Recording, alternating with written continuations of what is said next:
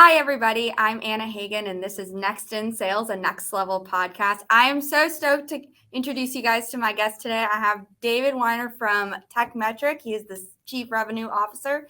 David, thank you so much for being with me today. Yeah, my pleasure. Thank you for having me and really excited to be here. Awesome. Well, I would love to get started by having you introduce yourself a little bit to our viewers. Obviously, you and I have gotten to know each other a little bit, but Yeah. I'd love for everybody to know a little bit more about you before we jump right into the questions. Yeah, for sure. So, as you mentioned, I'm the Chief Revenue Officer at a company called Tekmetric. We're the leading shop management software solution in the independent auto repair space. So, really helping all of the independent auto repair companies that need software to help run their business, make them more efficient, help them drive more revenue, save more time, better customer experience. I've been here actually only for 90 days, but I'm a long time experience in the sort of high growth startup world. So spent about 10 years working in the marketing technology space. I spent 3 years in real estate, 3 or 4 years in IT, and now in auto repair. And for me, my background really is about the love of working with small business and having an impact on small business owners. And second, really thinking about legacy industry and how we're going through digital transformation. And I've been able to do that at a number of different companies, and really enjoy coming in when companies are early, being able to figure out product market fit, build the sales machine, and really continue to drive scale and growth across those businesses. So that's a little bit about me. I live in Port Washington, New York. I have twins, boy and a girl, who are 9. And while I live in New York, originally from Boston, and so diehard Boston sports fan. Would you believe I'm also originally from Boston? I was born there and I lived. Yeah, big Red Sox fan. Great. Well, off to a decent start, so it should be a good year. There you go. Yeah. So as you mentioned, you love coming in early to a lot of the companies that you've worked with. You've helped scale a ton of really amazing sales teams. But what was something that you wish that you had known at the beginning of your sales career that you now know, and when and how did you learn that? Yeah. So I thought a lot about this question. And, before I even worked in tech, my first real sales job was working for CBS Sports Radio. And so I was selling radio advertising at a time when the internet was booming and nobody was spending incremental dollars on radio compared to the internet. And, I think what I learned, was you can't be lazy and be good at sales. And I learned that during my time at CBS Radio. And what I mean by that is I started there. I got very little guidance on what I was supposed to be doing. I had very little from a manager perspective or leadership perspective. And so I just sort of like jumped in and started cold calling and, trying to figure out ways to sell what we had to sell. I did find my way in and I got lucky. I sold a really big deal very early. It was a deal with Visa and their sponsorship of the NFL and sort of how that applied to all the local radio stations across the country. We signed a multi-year deal. It was for many millions of dollars in terms of advertising. But I looked at that, I was like, oh wow, like this job is easy. Selling advertising is easy. Sales is easy. And I sort of like rode the coattails of that deal for a couple of years. And at the end of the day, like I was able to earn well from that deal, but I didn't actually build the skill set from like a true sort of like individual contributor and like grit determination as a way to say, hey, I got this deal, let's build on it, as opposed to I got this deal and I'm gonna, ride the coattails of it. Right. Well, and by the way, the way that story ends is that I got fired from CBS. So, don't details of a big deal. Use that as a way to go find more big deals. Well, and another good lesson to learn from that is, even when you get laid off, when you get fired, there's always another opportunity around the corner, and you can always turn things around. That's exactly right. I spent a lot of time figuring out what I wasn't good at before I could find what I was. So, I think that is super important. Well, and speaking of interesting deals, what is maybe the most creative way that you've ever closed a deal? Yeah. So when I worked at Compass, the idea at Compass is a real estate business, and sort of applying a technology approach to modernizing the traditional real estate world. Um, when I worked there, like the idea going in there was, how do we apply enterprise sales methodology to growing a real estate business? And we were able to do that. I joined, we had about 500 agents. When I left, we had about 7,000 agents. And so we were able to apply that to grow a sales team and grow the business pretty significantly, which was exciting. But we also, were selling to individual agents, right? They are CEOs of their own business. They have the ability to decide where they want to work. And so we did this more than once, but I'll always remember the first time we did it. We had a meeting with an agent who had been referred to us by a current Compass agent and said, you should go meet with this person. We were able to get a meeting with them and have them come into our office. But after we met with them, we were never able to get them back on the phone. And the interesting thing about real estate is all these agents are very public about the listings they have and what properties they're showing. And so we found a property that this person was selling where they had the exclusive listing, and we created a fake personality and we scheduled a meeting to go tour one of their properties. And so they confirmed the meeting, and the next day we showed up and brought all of our marketing and sales materials, and they saw us at the front door and were like, you guys are ridiculous. But anyway, we got a tour of a really amazing house. But then we got them to sit down with us. We took them through everything. We answered all their questions. And, the following week, they actually left their brokerage and came and joined Compass. So it was a fun way to use their own inventory and their own product and their own process against them to get a deal over the finish line. I love that. Anything it takes, right? I mean, we knew where they were going to be and we knew how to find them. So it was a captive audience. It worked out well. Absolutely. Well, and you said that you scaled from 500 when you got to Compass to 7,000 when you left, which is a massive amount of scale. And so I know that you've been involved with scaling a ton of different teams, especially in sales. Do you think that quality hiring in sales is becoming more or less difficult? I don't know that I would say it's more or less difficult. I think it's been hard for the last few years. And, while we're going through sort of a technology boom and investment boom, it was hard to hire because the compensation just got so out of whack in terms of what people were being paid. And companies would just throw money at people. And, people who didn't necessarily have a tremendous amount of experience could go get paid to do a role that they may not be necessarily ready for. And so I think from that perspective, it made it hard. I think with the changes in the market today, there are unfortunately a lot of great salespeople that are out there looking for jobs. So I think it's not so much is it hard or, more or less difficult. What I think is important is thinking about the process that you take to actually make hires and being consistent with the way that you do that. Right. If you just meet someone and you sort of go off your gut and say, yep, I think they'll be good, or I have to check a box because I'm supposed to hire someone by this date, and you're not really thorough, you can make it easy to hire somebody, but then it's going to be harder on you to ramp that person, train that person, and then fire that person if they don't work out.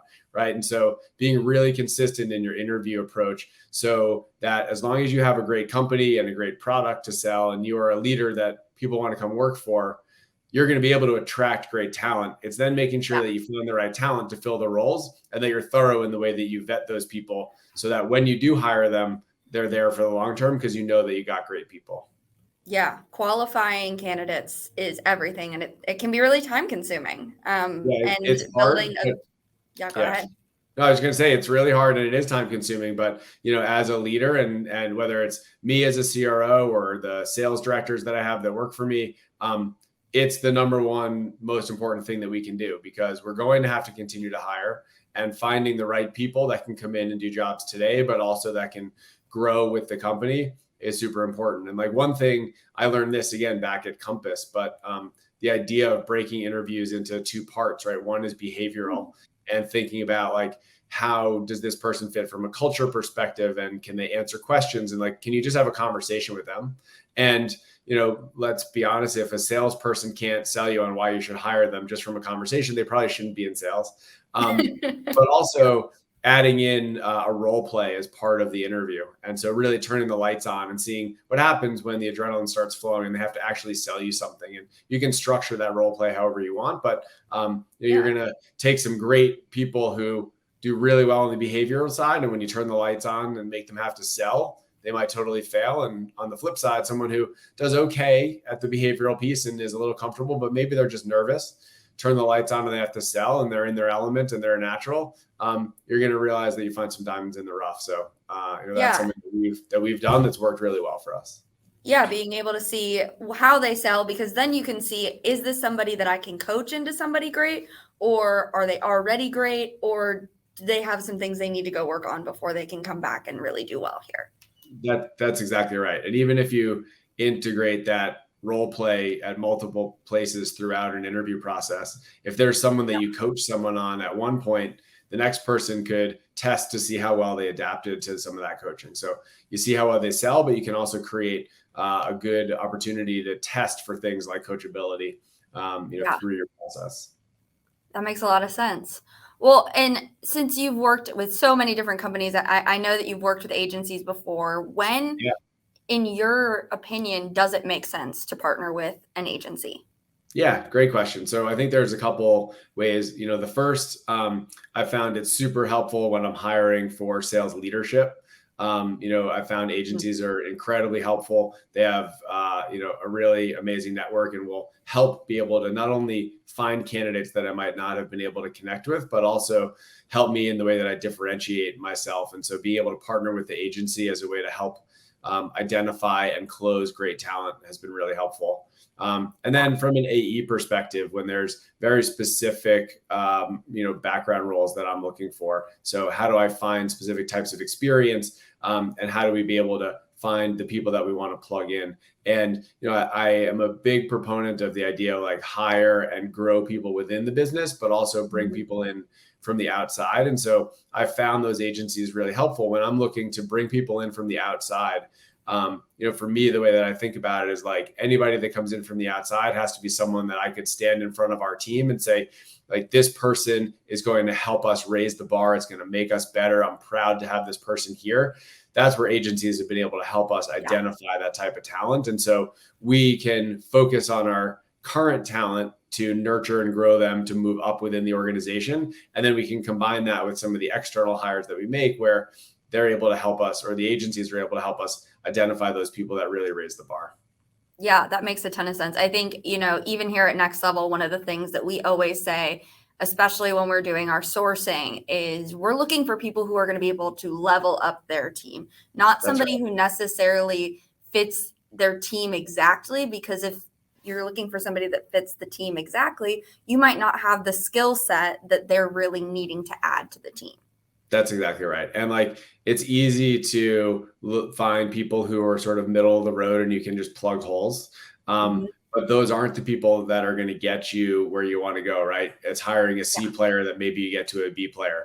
I think that's where agencies being able to find people and be able to coach candidates around how to position themselves to show that they fit exactly what a company is looking for. And so I think in the world that we're in today, where there are a lot of candidates in the market and there are not as many roles available as there were, 12 or 18 months ago, being able to work with an agency and someone that can give you guidance on how to best prepare yourself to go out and apply and interview for some of the open roles, that's a real opportunity. So I think that's how agencies can be most helpful to candidates and why they're valuable in the world that we have today.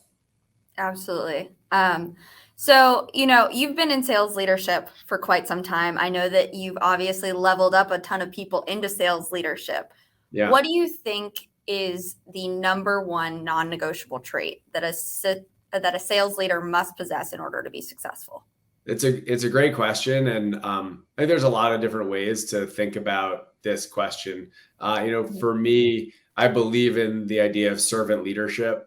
I am here to help make my teams better. When we win, it's because I gave everybody clarity, but it's because of what was expected, but it's because of all the work that they did to get us there. When we lose, it's because I didn't do a good job setting those priorities, and therefore it's my fault. And so, as a sales leader, I recognize sales is really hard. I've done it myself. I'm out selling every day in some capacity. And so, I sort of toyed with two things on this question. One is the idea of accountability, and the other is empathy, right? And on the accountability side, as a sales leader, if you are not accountable, your other people are not going to be accountable, and you sort of have to walk the walk. But I landed on empathy. And if you don't understand your people, if you don't listen to your people, if you don't have compassion for your people, they won't follow you, right? They might come to work and they'll do an okay job, but they're not going to go above and beyond. And so, in the short term, like, you could be a dictator, you could, run a sales team through sort of pain and fear. But I think long term, you have to create an environment that people want to be a part of. You have to sell the vision of why the company is going where it is, why not only the work they're doing is good for the company, but why this is a good thing for them to be for themselves, or a good place for them to be for themselves. And so I think that idea of empathy, making people feel heard, feel supported, and that they are going to get where they want to go in their careers. That's probably the single most important thing that a sales leader can do to help build a team that wants to follow you into battle. Absolutely. Having a leader who cares about not only like your growth professionally, but also just on a personal level, just because we're all humans and we should all care about each other, can make a massive difference, especially when it comes to turnover in companies. That's absolutely right. And turnover is the single biggest pain point for a company. It's the thing that costs the company the most, because you lose somebody that knows what they're doing, that you've invested a lot of time and money into. And when they leave, you have to go out and spend time and money to find a new person, to train a new person, to get them productive. It's really difficult. And especially when you have really good talent, you want to make sure you're doing what you have to do to keep them. So, super important. Absolutely. Well, and alternatively from that question, when it comes to sales organizations, what do you think is the most common mistake that people will make when moving into a sales leadership role for the first time? Yeah, I think I also thought about this in two ways. One is about the company, and one is about the individual. So from the company perspective, I think most companies don't do a great job of defining career paths for people. And I think that's within sales, but that's probably in departments across a company. And in particular, when I think about career paths, I think about the idea of moving into or moving up as an individual contributor, as well as moving up into management, right? People think that in order to move up, you have to become a manager. But being a manager isn't for everybody, and not everybody's going to be great at it, right? Not everybody wants to do it. Not everybody will be great at it. And so I think as a company, making sure that you can clearly define for people, here's how you move up and continue to contribute and grow as an individual contributor. Here's how you can continue to move up and grow and evolve from individual contributor into manager. So I think that's the first mistake that companies make, is not helping people understand that. It's probably what leads to frustration and turnover, of people, because they don't think there's anywhere to go where they have to be a manager. And there's just not as many management roles as there are individual contributor roles at any company. And so I think that's the first one. And then the second is from the people perspective, just making sure you're ready to be a manager, and making sure you really want to be a manager, right? Anytime I interview someone who wants to move from individual contributor into management, the first thing I ask them is why, and hear what they have to say. And the second thing is just being honest with them. That's like, hey, you're going to go from having total control over your own calendar and sort of coming and going as you please and knowing what your own individual responsibilities are, to being responsible for 3, 5, 8 people. And your calendar is no longer your own, and your achievement and your results are based on getting everybody else to a certain goal. Like, are you ready for that? Is that what you really want to do? And so, people moving from individual contributor into management too quickly and not being prepared for it, not going through any type of training or preparation before moving into that role, not thinking about the fact that you might go from being a peer with somebody to being the manager of that person, and how that changes the dynamic of your relationship and your friendship, and how to handle all that. Right. And so I think that's the sort of biggest mistake that I see people make, is they jump into roles that they might not be ready for, or haven't necessarily thought about whether it's what they really want, just because they think it's the next thing that they have to do in order to continue to progress. Absolutely. And that's actually something I've heard a ton. And it's just this dichotomy between, do you want to continue to be maybe a star player on the team, or do you want to be a coach? Yeah, it's a great question, and it's a really important one, right? And sometimes your best coaches aren't your star players, right? They're the ones that are sort of middle of the pack. And your star players are not necessarily your best coaches either, right? Like, and the star players, sometimes they need to just keep playing, and that's better for everybody. So having those honest conversations and being able to outline for your star players how they continue to grow and take on more, but also like why it's okay to be really good and stay in that role for a little while, right? You don't have to keep getting to the next thing and the next thing and the next thing. Like, it takes a while to get really good, and then it's okay to be good for a long time. So making people comfortable with who they are and the role that they're in is really important as well. Absolutely. I think, just as a society, we're all in such a rush to get somewhere. And I can't remember who asked me one time, but I was talking about my career and my career progression. And they asked me, where are you in such a hurry to get? Yeah. And I just thought that was so interesting. I was like, you know what? That's a great point. I don't really even know where I'm going. Maybe I should slow down, figure out what I like and what I don't. It's really true. I said that earlier, right? Like, I spent a lot of time figuring out what I wasn't good at to land on what I think I am, fairly good at. But the other is, we're conditioned as we grow up to always be going to the next thing, whether it's elementary school, then into middle school, then into high school, then into college. Like, each one of those times you go from being the youngest to the oldest. When you get to the oldest, you're the most in control, or the most power, or the most revered. And then you graduate college, or you graduate graduate school, or whatever. And there is no when you get to the top, right? And so you're always thinking about, but you're used to moving up every single year, things changing and getting something new. And so it's a really hard transition for people to make. And I think it's a great question. Like, what are you in a hurry to get to? It's important to take your time to be able to get there. Well, David, you have hired so many salespeople. Who has been your best sales hire, and why? Yeah, when you sent me some of the questions we were going to talk about, this was a really fun one to think about. I spent some time like going back through LinkedIn and some of my contact sheets, and just sort of like thinking about all the different experiences that I've had with a lot of people. And on that front, like, I've had the good fortune of working with a lot of great sellers. I've had a lot of people who are really passionate about sales, people who are gritty and determined. Some who are just like natural, and sales almost came easy for them. And there's one person, when I talked about that interview process of the behavioral and the role play, he came into the interview and was like really stiff and uncomfortable and very proper. We had a very nice conversation. He said all the right things. But I was definitely sort of like, I don't know if this guy is going to be what we're looking for. And I was thinking about it for his role in terms of who he was going to be selling to, and is this going to work? And then I said, okay, hey, let's flip the lights on. I want to do a little bit of a role play. And I outlined the scenario for him of what we were going to do. And you could just see a complete change in his behavior. He just like fell into his element and got totally comfortable, and just like sold the hell out of that role play.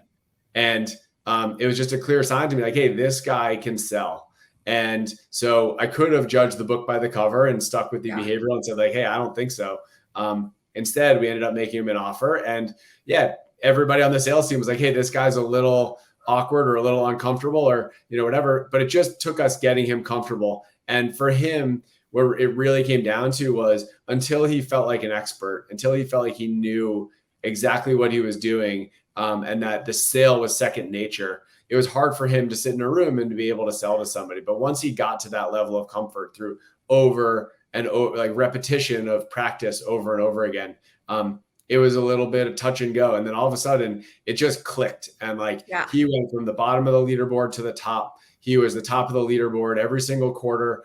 He's gone from seller to manager to director to sort of managing director, like has moved up really well. And someone that, I'm really proud to have seen all of the progress that he's made. But, it was like a 50-50 on whether or not we're going to hire him. But the role play is what clinched it for him. And he's been it's been amazing to see the progress that he's made. So that's been really fun.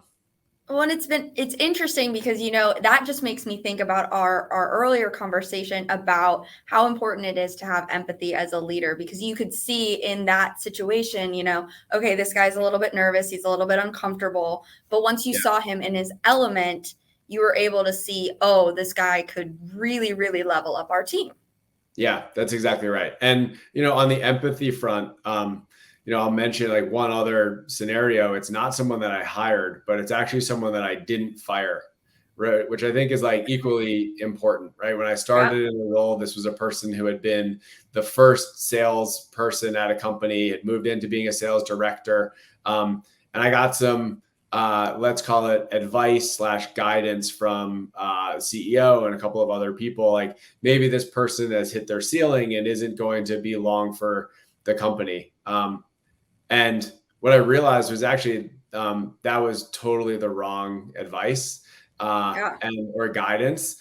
He just hadn't been coached very well. He hadn't received guidance and he hadn't been supported or listened to. He had been sort of managed through fear. And so he had delivered sales numbers, but like didn't feel like he could actually be himself, could speak his voice. And so we sat down and had a really hard conversation where I was like, hey, like, I think that there's a possibility that we need to work on a plan to manage you out of the business. And he came back to me and said, hey, no, like that's not what I want at all. Tell me what the things are that we need to do. Let's make a plan for how I can stay. And we checked every single one of those boxes. He completely transformed himself as a leader. And, he was at the company before I got there. He's still at the company now. So he outlasted me. Yeah. But he came back. I think that empathy piece was really important. It was just being willing to listen and see someone for who they are and then give them some of the guidance they need. So sometimes it's not so much the hire that you make, but it's the people that you decide to keep and the investment that you make in them, because they can actually be great also. Absolutely. And I think it also just speaks to, how everybody needs to be trained a little bit differently. What works for one person isn't going to work for another. And working with your team to find the best route for them is the best thing that you can do for yourself and for your company. Yeah, 100%. And like, to take that a step further, it's realizing that everybody is not the same. And as a sales manager, as a sales leader, you can't manage everybody the same. You can set expectations for people, but then you have to understand each of your people individually and know what is it that they need to be able to deliver? How do they need to be managed and coached? What are things that work for them? And you have to have the ability to adapt and sort of, keep peripheral vision to work with your people differently to ultimately deliver the results that you want. Absolutely. Well, David, this has been an incredible conversation. I am so glad to have had you on the podcast today. Is there any other advice, personal or professional, that you'd like to share with our viewers before we wrap up? Yeah, I think, I have greatly enjoyed it. I appreciate you inviting me on, and it's been fun to be here. I'll give you a work thing and then a personal thing. On the work front, as a seller, there's nothing you can do more than anything but be curious, ask questions, and then shut up and listen, right? You need to hear your prospects. You need to let them talk. You need to absorb that information and then use that information to keep asking questions, keep being curious, keep driving those conversations. So, people want to hear you talk, but they want to hear themselves talk a little bit more. So ask lots of questions, be curious. That's the key to success. And on the probably work and life combo piece, one is find time for yourself.